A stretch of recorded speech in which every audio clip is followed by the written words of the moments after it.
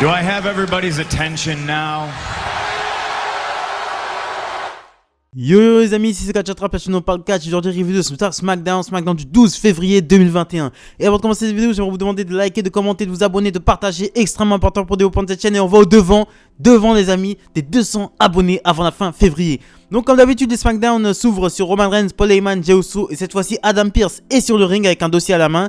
Roman Reigns dit que Edge a peur de l'affronter parce qu'il sait ce qu'il attend. Il sait qu'après leur affrontement, s'il s'affronterait, il pourrait signer un contrat directement légende. Et il dit aussi que il gardera le titre aussi longtemps qu'il le souhaite. Et il demande à Adam Pearce quel est le contrat. Est-ce que le contrat qu'il tient dans ses mains concerne l'Elimination Chamber, qui est le prochain show? Adam Pearce lui dit que oui, il devra y défendre son titre, comme McIntyre. Et Pearce dit que Reigns doit obligatoirement défendre son titre, mais pas obligatoirement dans un chamber. Donc Heyman propose un match, propose que 6 superstars s'affrontent dans l'Elimination Chamber et le gagnant affronte Roman Reigns le soir même. Pearce n'est pas trop satisfait par l'idée, mais il accepte quand même et il cite 2 personnes qui sont qualifiées d'office. Donc il cite Jey Uso et Kevin Owens. Roman Reigns s'énerve et il sort du ring et fait face à Adam Pearce pour finir ce segment. Et Paul Heyman calme Roman Reigns pour finir ce segment. Si théoriquement j'ai bien compris le segment, donc 6 superstars s'affrontent dans un chamber pour affronter Reigns un peu plus tard dans le même soir. C'est n'importe quoi. C'est de la grosse merde. Franchement, s'ils font ça, le chamber, je vais même pas regarder ce qui se passe du côté de SmackDown. Parce que ça va me casser les couilles. Ça va me casser les couilles. Non, le chamber, le champion, il doit faire le putain de chamber. Le chamber, c'est le titre qui est à la clé. C'est pas un match pour le titre. Faut arrêter les conneries au bout d'un moment. Ça, franchement, ce booking-là, je vais suivre ça avec beaucoup d'attention là. Parce que là ça commence vraiment déjà à m'énerver. Donc on enchaîne directement avec Sonya Deville qui propose à Adam Pearce des matchs de qualification qui seront organisés ce soir. Adam Pearce approuve l'idée. Bon, ça m'a l'air assez logique que s'il y a un Elimination Chamber, il y a des matchs de qualification qui doivent se faire. Donc on enchaîne directement avec un Tag Team Chamber qualification de match. Donc les 2 personnes qui gagnent sont qualifiées d'office pour le Chamber. Donc ils font les choses assez rapidement. Sami Zayn et Baron Corbin contre Rey Mysterio, Dre et Dominic Mysterio. Donc j'ai noté qu'il y avait une bonne prestation avec Dominic Mysterio. Sa chorégraphie avait l'air un peu plus vraie que d'habitude. Non, je rigole. Non, franchement, bonne prestation de Dominic, rien à dire. C'était vraiment, il a vraiment animé le match, hein. Ils lui ont laissé une bonne place. Mais c'est une victoire de Sami Zayn qui qualifie son équipe avec un Hallelujah Kick sur Dominic Mysterio. On enchaîne ensuite avec Big E qui arrive sur le ring et qui se fait couper directement par Apollo Crews. Apollo Crews qui dit à Big E qui coupe Big E en lui disant qu'il était venu lancer un Open Challenge. Big E lui dit que oui, il est venu lancer un Open Challenge à tout le monde, sauf à lui. Parce qu'il lui a déjà offert 2 opportunités et qu'il en a fini avec lui. Apollo Crews essaie d'argumenter, Big E refuse d'entendre raison. Et au moment où c'est en train de se faire face et que c'est en train de chauffer, Big E demande à son nouvel adversaire de venir. Son adversaire qui répond à l'Open Challenge n'est autre que Shinsuke Nakamura. Donc nous avons droit à un match pour le titre intercontinental, Shinsuke Nakamura contre Big E. Donc Apollo Crews essaye de saboter le match, mais il réussit le match à un moment donné. T'as Big E qui est en train de porter son Big Ending sur Shinsuke Nakamura. Shinsuke Nakamura réussit à se dégager du Big Ending et Apollo Crews met un standing dropkick à Big E, ce qui cause une disqualification. On enchaîne ensuite avec Seth Rollins, le Monday Night Messiah, Burn Him Down, qui revient sur le ring avec son ancien thème. Justement, il revient sur le ring avec son ancien thème. Tout le roster de SmackDown est autour du ring. Il dit que beaucoup de choses ont changé depuis qu'il s'est sacrifié au Survivor Series. Il dit qu'il est devenu père d'une magnifique petite fille qui lui a permis de changer. Et il dit qu'en voyant toutes ces superstars talentueuses autour du ring, il se demande où est sa place. Mais il dit que c'est évident pour lui qu'il est le leader des vestiaires. Et là, toutes les superstars partent des abords du ring. En fait, il a commencé sa promo comme un face en gros. Les superstars en gros y ont cru. Et quand il a commencé à dire qu'il était le leader des vestiaires, tout le monde s'est barré. Donc Rollins poursuit en disant qu'il suffit juste pour tout le monde d'accepter sa vision des choses pour un meilleur lendemain. Donc tout le monde a quitté les abords du ring, mais Cesaro est encore là. Donc Cesaro est encore là, il regarde Rollins. Rollins pense l'avoir converti, mais Cesaro le regarde avec dédain et quitte le ring. Et ensuite, t'as Seth Rollins qui pète complètement un câble et qui agresse Cesaro. Mais Bryan vient mettre fin à l'agression.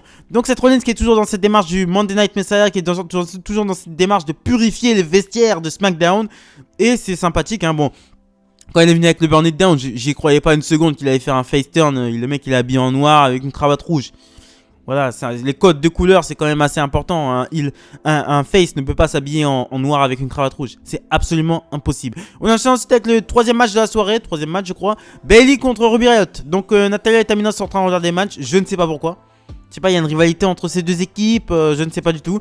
Donc Billie Kay arrive pendant le match pour s'excuser auprès de Ruby Riott et lui représenter son CV. Mais dans la cohue, elle balance son CV...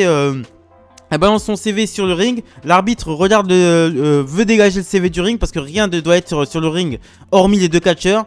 Il se retourne, donc tourne le dos au match. Bayley en profite pour mettre un étranglement oculaire à à Liv Morgan, excusez-moi, parce que c'était Liv Morgan qui faisait face à Bayley. À Liv Morgan et enchaîne avec son Rhodes Plant pour la victoire. Donc Bayley qui obtient une autre victoire elle a eu une victoire sur Ruby Riott la semaine dernière et une victoire sur Liv Morgan cette semaine grâce à l'intervention de Billie Kay. Et elle fait un petit signe de la main à Billie Kay, donc petite ils vont peut-être s'entendre ces deux-là et peut-être se mettre ensemble. On enchaîne ensuite avec les Street Profits contre Chad Gable et Otis. À un moment donné, bon, Otis allait gagner le match. Hein, il avait placé son Caterpillar sur... comment il s'appelle c'est pas Montesfort, mais l'autre. Merde, Angelo Dawkins. Il avait passé son truc sur Angelo Dawkins. Mais Chad Gable réclame le tag. Il tente une combinaison, une sorte de close line, mais il rate. Otis finit à l'extérieur du ring. Chad Gable se prend un Spinebuster et un splash pour la victoire. Donc des Street Profits, victoire des Street Profits donc. Donc Chad Gable et Otis, bon, qui sont toujours en train de perdre. Chad Gable, Otis ne retient. En fait, les leçons de Chad Gable sont des leçons. En fait, c'est des leçons inversées en fait, si vous voulez. Si Chad Gable lui demande à Otis de faire le tag, il ne faut pas qu'il fasse le tag en fait. En gros, c'est comme ça qu'il faut. C'est comme ça dans son école en fait. Chad Gable l'induit en erreur pour lui apprendre à réussir en gros. Je sais pas si vous comprenez ce que je veux vous dire, mais c'est à peu près ça la psychologie de Chad Gable. On enchaîne ensuite avec Sasha Banks qui arrive sur le ring. Elle dit qu'elle serait le meilleur choix et le choix le plus logique de la WrestleMania pour Bianca Belair, étant donné que Bianca Belair est du côté de SmackDown. Bianca Belair justement arrive et dit qu'elle n'est pas sa boss. Et elles sont coupées par Shayna Baszler et Nia Jax qui arrivent sur le ring. Elle dit qu'elles sont un petit peu ignorées depuis qu'elles ont battu Charlotte Flair et Asuka et récupéré leur titre par équipe. Et Nia Jax et Bianca Belair et Sasha Banks, pour leur montrer qu'elles ne sont pas tout à fait ignorées, qu'elles les ignorent pas tout à fait, elles montrent une petite vidéo où ce lundi à Raw, Shayna Baszler s'est fait battre par Lana, comment ça s'appelle? Oh putain, j'ai des trous de mémoire là. Naomi se fait battre par Naomi avec un petit roll-up. Et aussi la vidéo où My Hole, où Nia Jax s'explose le cul contre l'apron et gueule mon trou. Et ensuite se fait pousser par Lana sur la table et ça a fait victoire de Lana, qui a causé la victoire de Lana. Donc Nia Jax commence à s'énerver, une bagarre éclate. Et ensuite t'as Nia Jax qui finit, ils font une sorte de prise à deux. Sasha Banks, excusez-moi. Et comment ça s'appelle? Et j'ai des trous de mémoire putain aujourd'hui. Sasha Banks et Bianca Belair font une prise à deux. Ça fait que Nia Jax se retrouve sur l'apron, le cul sur l'apron. Et ensuite ça se voit qu'elle a mal, tu vois. Ça se voit qu'elle veut encore le crier. Mais que tu vois, elle joue très bien la comédie. Elle joue très bien le truc, Nia Jax. Et ensuite elle se prend Shayna Baszler se prend une combinaison pour conclure cet angle. Et on enchaîne ensuite avec le main event of the evening, Tag Team Qualification Elimination Chamber Match. Cesaro et Daniel Bryan, excusez-moi, tellement l'habitude de dire Cesaro et Nakamura, contre Ziggler et Bobby Roode. Ziggler et Bobby Roode qui sont les champions par équipe et qui ont demandé à Adam Pearce un peu plus tôt dans la soirée d'avoir leur chance pour entrer dans le Chamber. Donc pendant le match, t'as très bon match. T'as Sami Zayn et Corbin qui arrivent pendant le match. Bon match, bon victoire de Cesaro avec son Cesaro Swim enchaîné d'un sharpshooter magnifiquement porté. Et à la fin du match, franchement, il se plie bien. Franchement, la prise est vraiment très bien bloquée. Donc à la fin du match, t'as Jey Uso qui met carrément un coup de chaise à Cesaro. Bon, victoire de Cesaro et Daniel Bryan. Cesaro fait taper Ziggler avec le sharpshooter. Ensuite, t'as Jey Uso qui arrive directement et qui met un coup de chaise à Cesaro. Daniel Bryan se fait tabasser la gueule par Sami Zayn et Corbin qui viennent sur le ring s'attaquer à Jey Uso. Et ensuite, Sami Zayn envoie le baron Corbin sur le poteau de sécurité, le poteau de coin de ring. Daniel Bryan met un running high knee à Sami Zayn. Kevin Owens arrive, met un stunner à tout le monde et fait comprendre à Roman Reigns qu'il n'en a pas fini avec lui.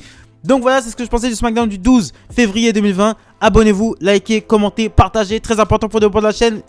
200, on va au devant des 200 abonnés avant la fin février les amis. Et n'oubliez pas demain je fais le récap de la semaine avec le catcheur de la semaine, le match de la semaine et une petite news. Merci les amis.